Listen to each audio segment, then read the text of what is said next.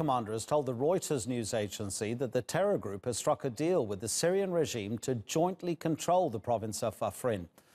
According to the agreement, the regime would deploy troops along some border positions and could even enter Afrin within the next 2 days.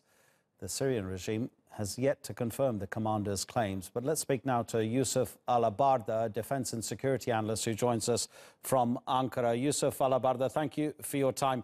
How credible is this claim by this YPG commander who's been speaking to the Reuters news agency, do you think? Actually, when the whole Afrin is seized by PKK and PYD forces, Assad regime almost did nothing. And now under the 1/3 of the Syria is under the control of the PYD regime, PYD and PKK terrorist organization. Before the Turkish offensive to Afrin started, it has been offered also by the Russian side to PYD to let Afrin to the regime and to surrender all the weapons.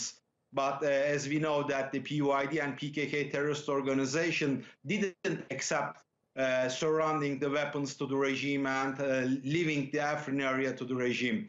So at this moment, YPG has a very poor hand to play because Turkey's goal not only push them back, but also in the Afrin area to destroy all the terrorist organizations. Now, from the moment, from my point of perspective, Russia wants to recontrol the PYD terrorist organization and take it from the hands of the United States and gain a big card, especially in the eastern part of the Euphrates River. So from my point of perspective, that is a chess game, and Russia is making a move. Also, Iran is motivating the Assad regime to send troops to the Afrin area.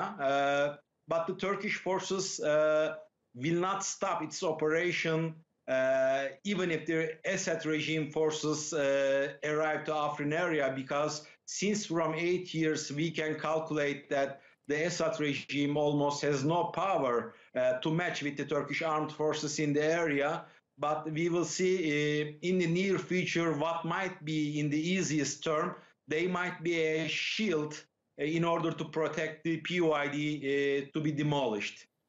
Well, you seem to be indicating there that the Syrian regime can't act without the say-so of Moscow.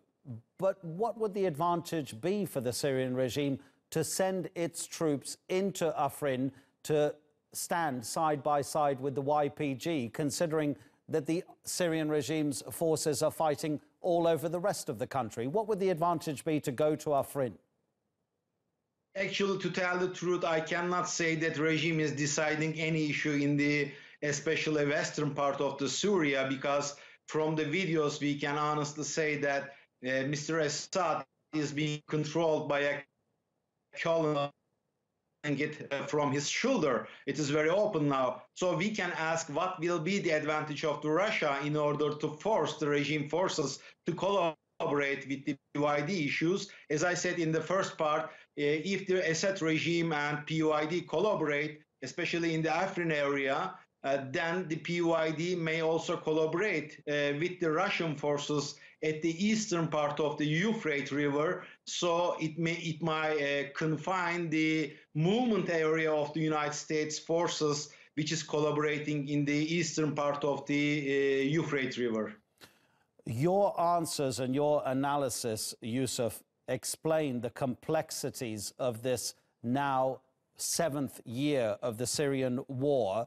But let me ask you very plainly, if the regime's army were to move into Afrin, would you expect there to be direct confrontations between them and the Turkish army that's now there?